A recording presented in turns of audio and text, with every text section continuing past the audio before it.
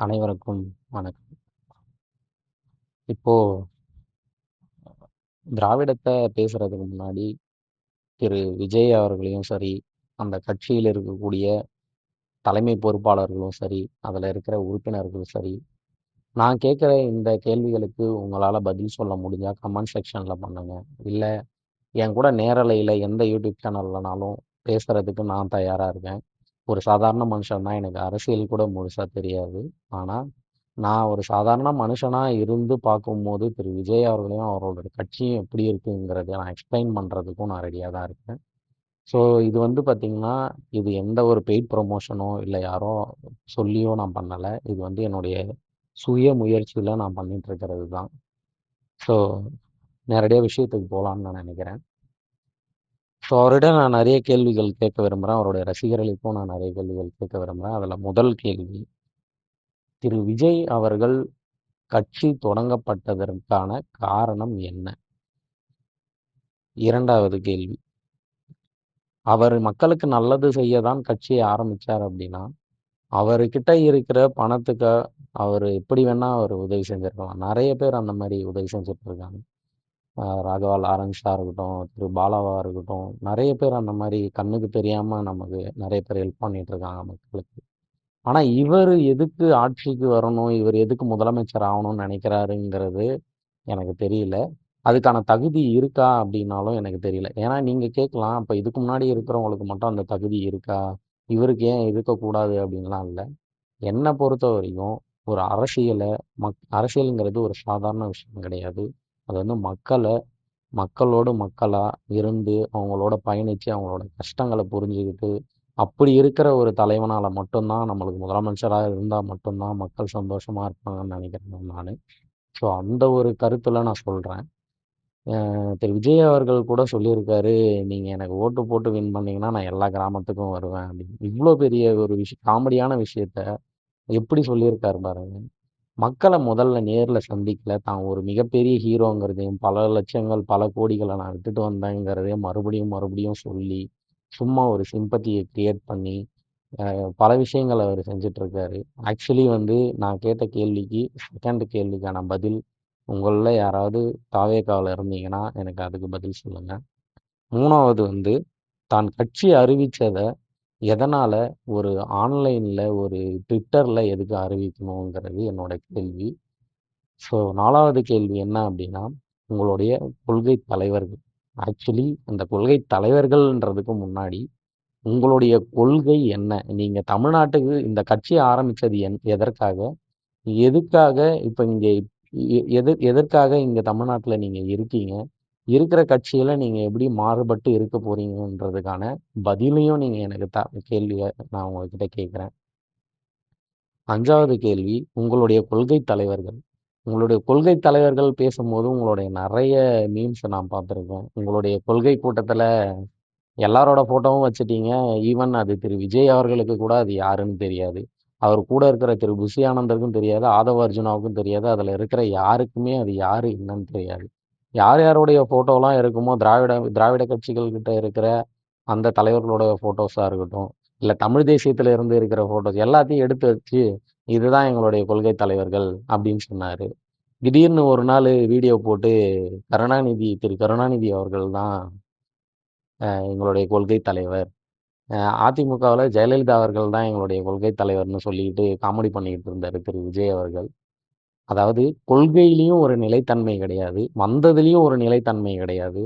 நீங்க வந்து ஒரு மீட்டிங் போட்டதுலயும் வந்து ஒரு நிலைத்தன்மை கிடையாது. ஏன்னா பல உயிர்களை நீங்க காவு வாங்கிட்டு தான் நீங்க இங்க வரீங்க. ஆனா அத பத்தின எந்த ஒரு கவலையும் உங்களுக்கு கிடையாது. உங்களுக்கு என்ன கவலை அப்படின்னா, எங்களுடைய ஜனநாயகன் படம் வெளியாகல அப்படிங்கிறது மட்டும் தான் உங்களுடைய பெரிய பிரச்சனையா இருக்கும்னு நான் நம்புறேன்.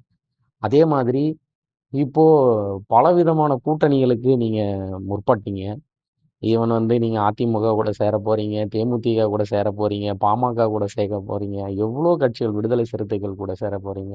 எவ்வளோ விஷயங்கள் நீங்க பண்ணியிருக்கீங்க. ஆனா உண்மையாவே என்ன அப்படின்னா, தமிழக வெற்றிக் கழகம் வந்து அதோட உண்மையான வலிமை என்ன அப்படிங்கிறது, தனித்து ரூ. 1 கூட குடுக்காம அவங்களுடைய கொள்கையை நிலைநிறுத்தி மக்கள்கிட்ட போயிட்டு பேசி களப்பணி செய்து அப்படி வந்து நீங்க ஒரு ஓட்டை வாங்கிட்டீங்க அப்படின்னா, கண்டிப்பா அது வந்து ஒரு நான் மிகப்பெரிய வெற்றியா நான் நினைப்பேன். ஆனா நான் சொன்ன எதையுமே நீங்க பண்ண போறது இல்ல அப்படிங்கிறதும் தெரியும். ஏன்னா, விஜய் வந்து ஒரு பிராண்டு. அவர் வந்து ஒரு ரசிகர்களுக்காக நெறைய ஓட்டுகள் விழுமே தவிர, அது தமிழ்நாட்டுல மட்டும் தான். இதுவே நீங்க கேரளாவிலயோ, மத்த ஸ்டேட்லயோ பார்த்தீங்கன்னா, ஒரு நடிகனுக்காக வந்து யாருமே ஓட்டு போட மாட்டாங்க. ஏன்னா அவங்களுக்கு தெரியும். அவன் காச குடுத்தா நடிப்பான். இந்த இடத்துல அரசாங்கத்துல அவன்கிட்ட காசு இருந்ததுன்னா, அவனும் நம்மளுக்கு நல்லது பண்ற மாரி நடிக்க தான் போறாரு அவரு. திரு விஜய் அவர்கள். அதனால முதலில் உங்களுடைய கொள்கை நிலைத்தன்மையை எனக்கு சொல்லுங்க. உங்களுடைய கொள்கை தலைவர்கள் யார் யாருன்னு சொல்லுங்க. உங்க ரசிகர்களுக்கு வந்து அத அறிவுறுத்துங்க. அவங்களோட வரலாற்ற வந்து படிக்க சொல்லுங்க.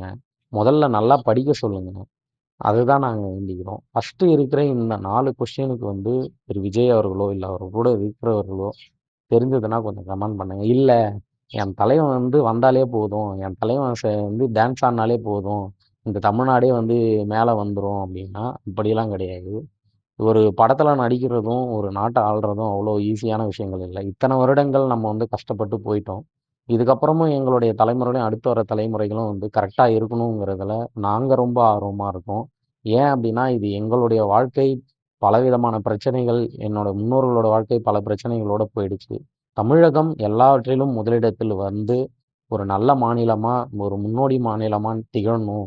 ஒரு தமிழ முன்னெடுத்து நிக்கணுங்கிறது தான் எங்களோட ஆசை. ஆனா, அது எல்லாத்தையும் விஜய் பண்ணுவாரா அப்படின்னு கேட்டீங்கன்னா, திரு விஜய் பண்ண மாட்டாரு. ஏன் அப்படின்னா, அவர் பண்றது வந்து ஓட்டு அரசியல். இந்த ஓட்டு அரசியல்ங்கிறது வந்து, அவர் தமிழ் தேசியத்த பேசினாரு அப்படின்னா, கண்டிப்பா அவருக்கான வாக்குகள் விழாது. ஏன்னா, இதுல ஜாதி அப்படின்னு பல உட்பிரிவுகள்லாம் இருக்கு. ஸோ, அதனால தான் வந்து விஜய் வந்து தமிழ் தேசியத்த முன்னெடுத்து பேசல. ஆனா, அவரு நெனச்சிருந்தாரு அப்படின்னா, கண்டிப்பா அவரு நமக்கான பல விஷயங்கள் அவரு இப்பவும் சரி குரல் குடுத்துருக்கலாம். அவர் கட்சி தொடங்கி 2 ஆண்டுகள் ஆல்மோஸ்ட் முடிஞ்சிருச்சு. ஆனா, இந்த 2 ஆண்டுகள்ல அவரு என்ன பண்ணாரு அப்படின்னு பார்த்தீங்கன்னா, எதுவுமே கிடையாது. எடுத்து பார்த்தீங்கன்னா, அந்த ஸ்டூடண்ட்ஸ்க்கு வந்து ஏதோ குடுத்தாரு. அது வந்து அரசியல் வர்றதுக்காக, இளைஞர்கள அட்ராக்ட் பண்றதுக்காக தான் அவரு குடுத்தாரே தவிர, அத தாண்டி திரு விஜய் அவர்கள் என்ன பண்ணாரு அப்படின்னு கேட்டீங்கன்னா, எதுவுமே கிடையாது. இதுதான் உண்ம. இதுல வேற எதுவுமே பேசிக்கிறதும் இல்ல. இப்ப எல்லாம் தாவேகாவுல இருக்கிறவங்கலாம் வந்து நெறைய பேர் இருக்காங்க. நெறைய வந்து பார்த்தீங்கன்னா, ரூ. 1,00,00,000 குடுத்தா, இன்னைக்கு என்கிட்ட ரூ. 1,00,00,000 இருந்தா கூட என் தொகுதியில நான் வந்து நிக்கலாம் அப்படின்ற ஒரு சிச்சுவேஷன்லாம் இருக்கு. ஸோ இது எல்லாத்தையுமே பார்க்கும்போது திராவிட கட்சிகளுக்கும், விஜய்க்கும் எந்த ஒரு மாற்றமும் இல்ல அப்படின்னு தான் தோணுது. இந்த மாற்றத்த நாங்க ஆக்சுவலி வந்து இந்த மாரி இருக்கிறத தான் நாங்க வேண்டாம் அப்படின்னு சொல்றோம். எங்களுக்கு தேவை வந்து வெளிப்படைத்தன்மையான, உண்மையான தமிழுக்காக போராடுகிற ஒரு உண்மையான தலைவன் தான் எங்களுக்கு வேணும்னு நாங்க நெனைக்கிறோம். திரு விஜய் அவர்கள், நான் உங்கள பார்த்து கேட்கிறேன். உண்மையாகவே உங்களுக்கு தமிழ்நாட்டு மக்களுக்கு வந்து நல்லது பண்ணணும்னு நெனைக்கிறீங்க அப்படின்னா, தயவு செய்து உங்களுடைய கொள்கைய அறிவிங்க. தமிழ் தேசியத்த முன்னெடுத்து வாங்க. தமிழ் மக்களுக்காக நீங்க நில்லுங்க. தயவு செஞ்சு இந்த திராவிடமும், தமிழ் தேசியமும் ஒண்ணுன்னு சொல்லி, உங்களோட ஓட்டு அரசியல எங்கள் மீது திணிக்காதீங்க. உங்களுக்கு இருக்கிற பணத்துக்கு, சொத்துக்கு, மதிப்புக்கு எல்லாத்துக்குமே வந்து நீங்க அரசியலுக்கு வந்து தான் நல்லது பண்ணணும்னு கிடையாது. நீங்க எங்களுக்கு நேரடியாவே வந்து நல்லது பண்ணலாம். நெறைய பேருக்கு படிப்புக்கு உதவலாம். நீங்க என்ன வேணா பண்ணலாம். தயவு செஞ்சு இந்த தமிழ்நாட்டோட அவல நிலைய மறுபடியும் நீங்க தொடர வைக்காதீங்க. இதுதான் நான் உங்ககிட்ட கேட்டுக்கிறது. இந்த தாவேக்காவோட கேள்விகள் வந்து இன்னும் தொடர்ந்துட்டே தான் இருக்கும். என்னால நெறைய விஷயங்கள் கேட்க முடியும்.